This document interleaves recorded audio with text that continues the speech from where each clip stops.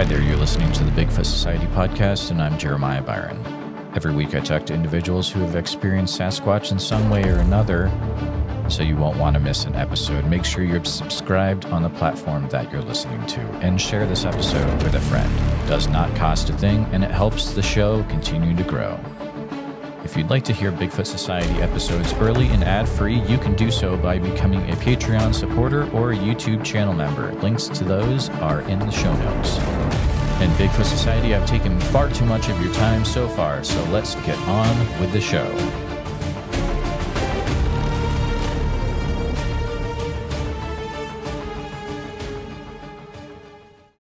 Warning, you're listening to an episode of Bigfoot Society recorded more than 3 years ago. Interviewing skills and audio quality have improved since then. Please don't judge the podcast on this one episode. We'll see you next week. Thanks for coming back to the Bigfoot Society podcast. We have the privilege of Nash Hoover with us today. Good to see you again. I met Nash at the Van Meter Visitor Festival in Van Meter, Iowa, which is a great cryptid. If you don't know what I'm talking about, you need to look it up. I'm going to go ahead and switch over to gallery view. There we go. That's much better. But yeah, Nash has a very cool story. He does a lot of cool stuff. So I'm going to go ahead and have you introduce yourself, Nash, if you don't mind. Sure. My name is Nash Hoover. I am the host, executive producer, co-creator of the Chasing Legends web series. The series follows myself and my team as we travel the globe and research, investigate different cryptid legends, and we've been doing that for almost 7 years now. Oh wow! Finally, kind of starting to work on our proper first season, and kind of going to be filming that over this year, with the goal of releasing it early next year. Okay. So yeah, that's cool. Kind of me. What's going on in a nutshell. So it's. I would assume it's definitely you. And who else is involved with the Chasing Legends crew? Who is your crew that usually would meet in the episodes? So the crew consists of my cousin Michaela, who has been with it since the beginning. Okay. My director of photography, Sammy Vernay. We have a new camera operator, Brian Burninghouse. We have Jack Kozitsa, who is our audio person. And then we recently teamed up with Alexander Pedikov, who will be joining the show full time with us. So we're really excited to have him on board. He's a really great guy. Worked with us on our Pukwudgie episode in Massachusetts we filmed last month, beginning of March. Okay. And yeah, we just all really connected well with him, and he wanted to keep doing it with us. And that's awesome. Yeah. He's a gentleman from New Hampshire area. Is that correct? Or yes, New England? He's from New Hampshire. Okay. Very cool. That's awesome. So he'll be actually, cause you're located in the Midwest, right? North of Iowa. South central Minnesota. Okay. Very cool. So that means he'll be hanging out in the Midwest for a bit, I would imagine, or we have plans to bring him out here eventually. Okay. Very cool. Yeah, that's kind of skipping ahead. So I was looking at your Instagram the other day, and you had mentioned that you had just been out in Massachusetts. I'm actually originally from Western Mass myself, and there's some weird stuff out there. Definitely. Oh yeah. So I am a little curious to hear more about so what part of Mass were you in out there, and stuff like that? Specifically Eastern. Okay. We were doing an episode on Pukwudgies, like I said. So we were in Freetown Fall River State Forest. So that area, obviously Boston. So pretty much just in that area specifically is where we were, Hockomock Swamp and all of that. Okay. Very cool. And for the listeners at home that might not be familiar with it, can you kind of give a synopsis of what that cryptid is all about? Sure. So the Pukwudgie is a Wampanoag legend in their folklore. It's kind of connects it kind of bridges the gap between both like ghost and physical cryptid. Oh wow! Pukwudgie pretty much means like a small person that vanishes, essentially. Okay. So it's kind of a trickster in the Wampanoag folklore. It's been seen as being both good and evil, more on like the bad side. Okay. More in like modern day reports in the Fall River Freetown State Forest, there is a lot of kind of strange deaths and suicides that they kind of associate with the Pukwudgie. The Pukwudgie, pretty much kind of lures people to their deaths and into the forest where they, meet their demise. Wow. There's an abandoned quarry and a cliff face. It's called the Sonnet Ledge in the middle of this forest, and that specifically has a lot of kind of strange suicides and deaths associated with it, and just all around strange things. It's just that whole area is just very, very, very strange and eerie. Okay, man, not to dwell. Well, it's in your episode, right? So let's go ahead. It reminds me of that Destination Truth. That was Destination Truth when they went to the forest in Japan. Oh yeah, Gara, yeah.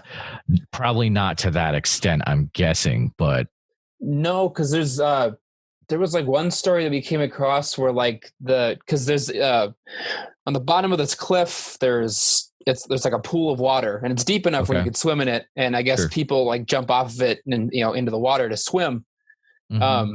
And I guess there was a story of a guy that was up there with a group of his friends, and I guess the guy showed no prior signs of being suicidal. I guess was an all around happy guy, and they were up there, and he just jumped off and jumped off in a way where he hit the rocks instead of the water. And so there's a lot of stuff like that where it's not necessarily it's just almost for no reason. That's crazy. That's not to that's something else.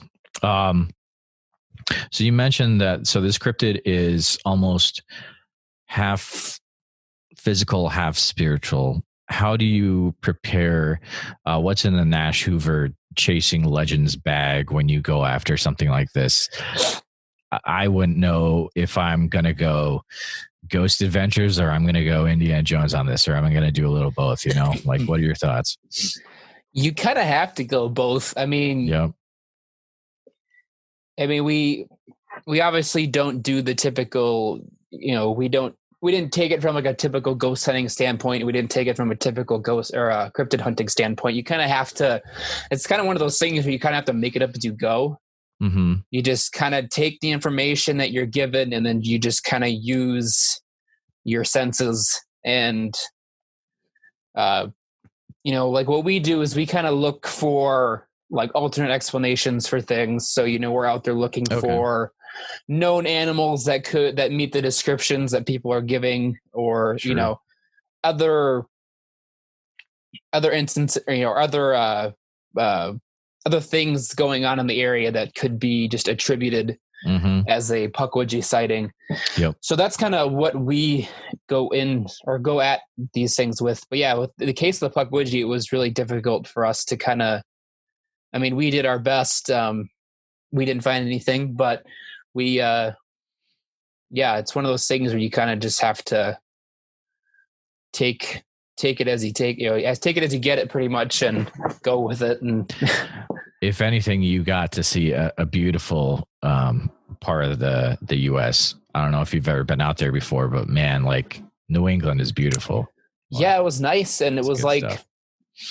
The weather the first day we were out there was great.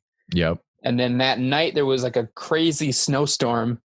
Oh wow! Okay, so you got like so the second day we pretty much, we had snow to deal with, but then by that afternoon, like 6-7 hours later, the snow was gone. Yeah. So like we did 2 interviews. We did one right away in the morning and then one later on in the afternoon, and they almost looked like they were filmed like days apart from each other. That's awesome. So you're actually interviewing people out there maybe that have seen it or had able to get some interviews. It sounds like it's kind of cool. Yeah, we interviewed 2 guys, John Horgan and Paul Eno, from out there, both folklore and historians from that area. Nice. So both of them are very, very knowledgeable in pretty much everything that's going on out there. Both Pukwudgie and just other things, from the Bridgewater Triangle to sure. all the cult and mob stuff, that goes on out there. These guys knew it all, and I bet. There's so much stuff. Yeah, there's some stuff out there. Yep. I've looked into watched your stuff in the past. It's on YouTube.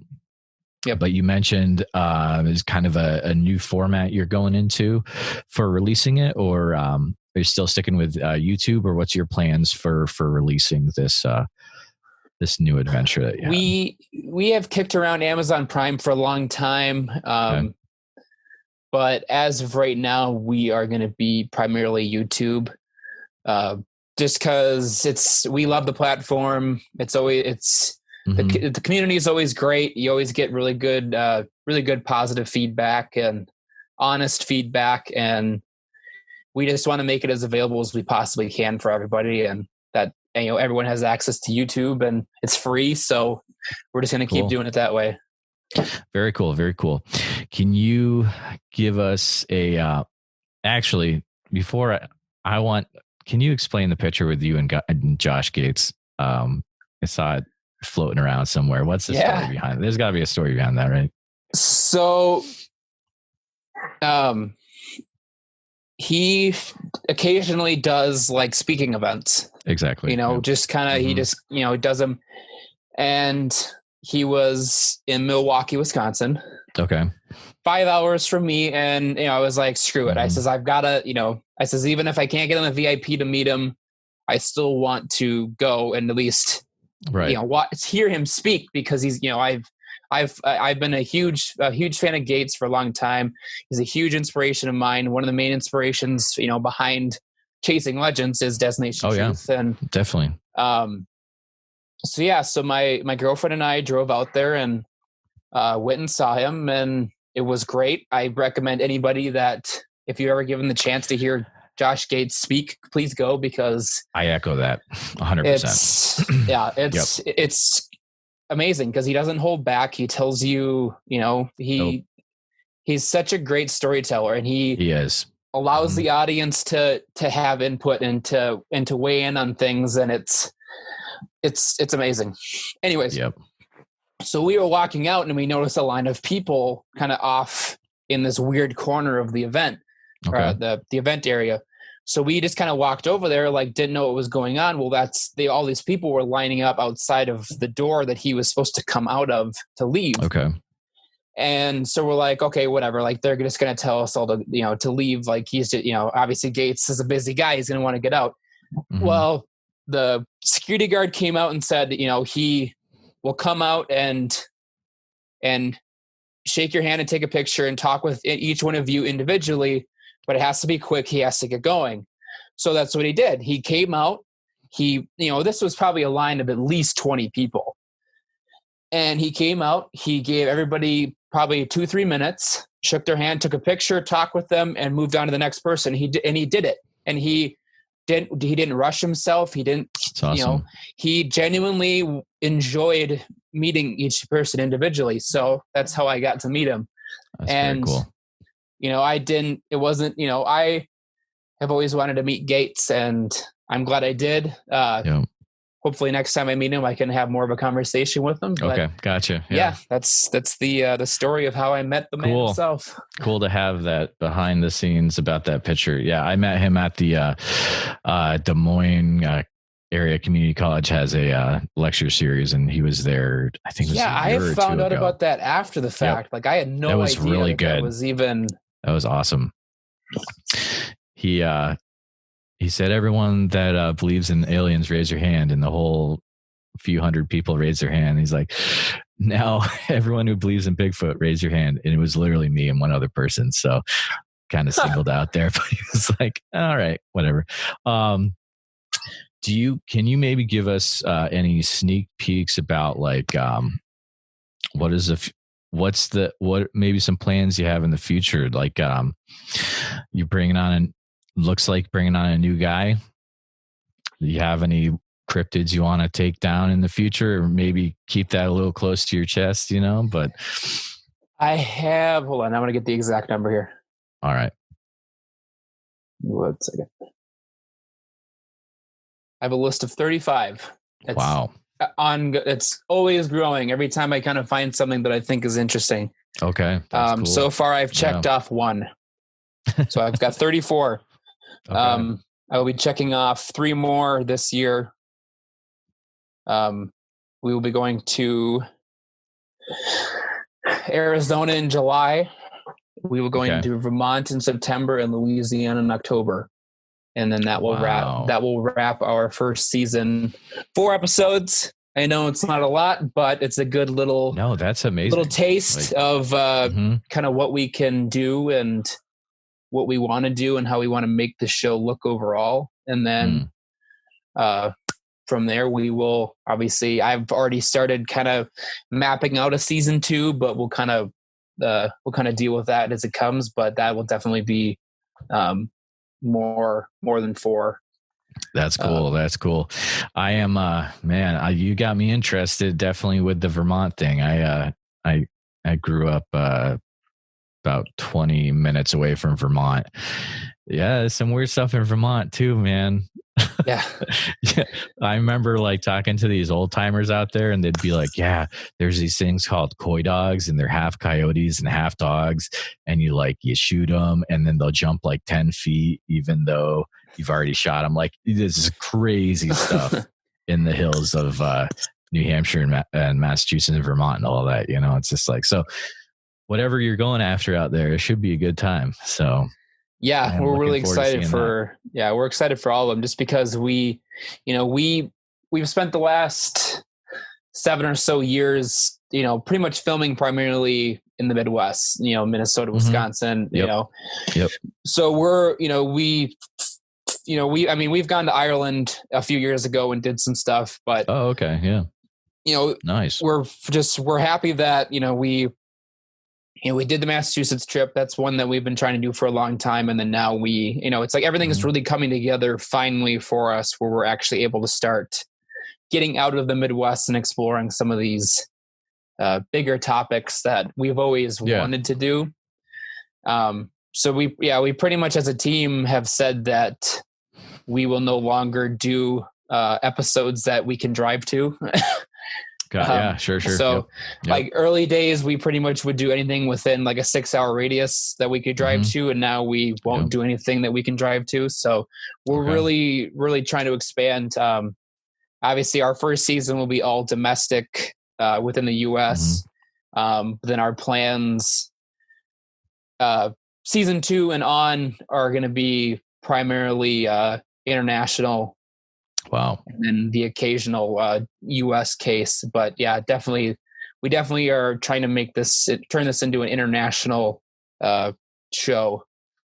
And so we can really start exploring some of these better known cases, and sometimes not the so known cases around. I know I've got a few on the list that I've kind of reached out to people on, and they're like, I've never heard of that. And I'm like, well, cool. Let's learn about it together then. Yeah, totally. Yep. Yeah. You could find something in an old newspaper and, no one's heard of it. And yeah, you're the person to bring it back. That's pretty cool. Just had another question. Shut this down if you need to, but are you funding these trips by yourselves? Do you have like maybe a Patreon going on, or how is the Yeah, that's kind of an interesting question, right? But yes, over the last up until now, everything is 100% self-funded by myself. Yep. The Massachusetts trip and this Arizona trip that we've booked, we've got the whole team kind of chipping in on their end, which has been great. The whole team really wants to do this, and they really want to go to these places. So, they've been more than happy to throw in their portions of the plane tickets and sure. Airbnbs and hotels and stuff. Yeah. So that's really been great. That's really been helping make this possible.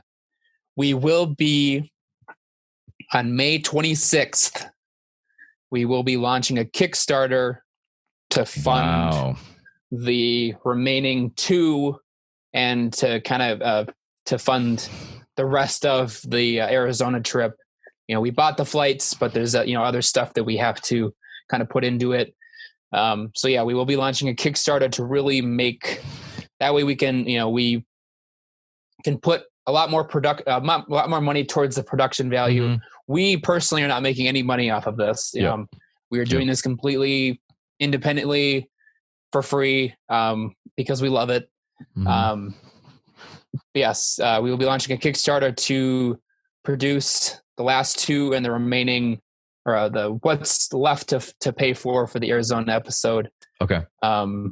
That's renting equipment, all travel expenses, everything, and then and everything that's going to come up on these trips. Because we're really trying to go not too big, but big enough where it really is a proper production. We really want to give these stories and these cases due diligence and really tell a great story and have it look good and packaged well. And we, at the end of the day, we're cryptozoologists, we're cryptid researchers, but at the same time we're filmmakers, and we want to put out the best thing that we can. So I think that's super smart and a good idea to allow your community to get involved, to really have some skin in the game. And I think that's going to go great for you. Totally. Maybe, was that breaking news, or is that we were originally, we're going to do a Kickstarter last month. We were going to launch it on the 31st of March, but then with everything with the COVID-19, we were like, okay,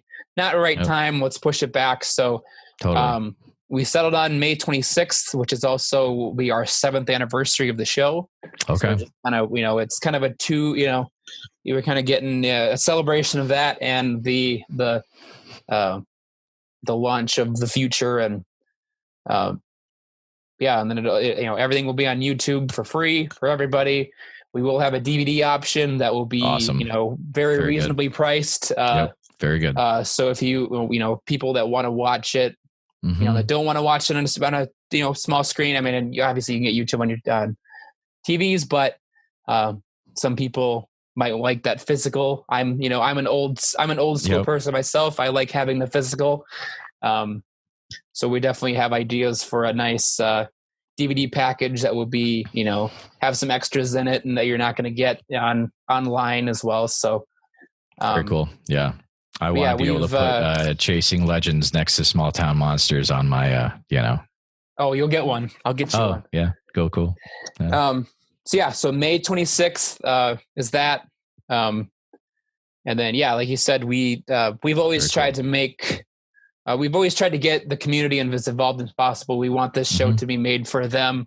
We want them to have as much input. If they don't like something, let us know. We want to try to make it tailored to everybody. And, that's kind of one of the reasons why we stepped away from trying to get this show on TV, is because we knew we were going to lose that community, that fundamental part that we enjoy so much, which is the community and the I like, that's like one of my favorite things, to go into these places and meeting the people that like your stuff and have the input and want to see it grow and expand. And so that's what's going on with us. And super cool. Believe it or not, Nash, it is actually we are close to the end. Would you mind if someone, let's say, has never heard of you before and they are watching this on YouTube or listening to the podcast, let them know what's the best way to follow your adventures or, in essence, plug your stuff. So our website is www.chasinglegendscrew.com. Okay. That is going to have links to all of our social accounts, Facebook, Instagram, as well as our YouTube. All of our episodes that we currently have out are on our website as well. So that our website is kind of like our one-stop shop for everything. Perfect. That's going to have a little bit about the kind of, what started the show. It's got a little bio of me and Caitlin Keeley, who is the co-creator of the show.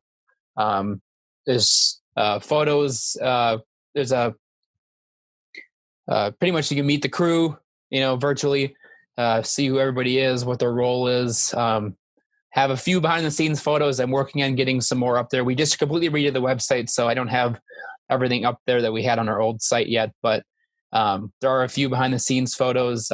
Cool. Most of them are from our Double Spongeball episode, and a few are from the Boston trip. So we'll be updating Very that cool. as we kind of shoot more stuff. And awesome. And then as well, you can find you can find me on Instagram at Nash Hoover, all one word. And then my Instagram has a link to our website as well. But fantastic. Everything show-wise is our website. Cool. Well, thank you for taking the time to chat with me tonight. It's been awesome. Remember, May 26th, Kickstarter. You're not going to want to forget about that, guys. That's a really good opportunity to get involved with Chasing Legends. So thank you again. And hopefully I'll maybe see you at the Van Meter Visitor Festival again. We'll be there. You got it. All right. Well, thanks for listening. Thanks for listening to the Bigfoot Society podcast, all, and we will see you next week. Here at Bigfoot Society, our goal is to provide a platform for those that have encountered Bigfoot to share their encounter in a safe and respected environment. But we need to hear your story. If you've experienced something that you just can't explain, please send me an email at bigfootsociety@gmail.com. Then we can start the conversation. I know a lot of you have not shared your encounter at all. It's been 20 years, and it's time that you get this off your chest, and then you can get some well-deserved rest, because I know you haven't been sleeping. I understand what you're going through, and I appreciate every one of you listening.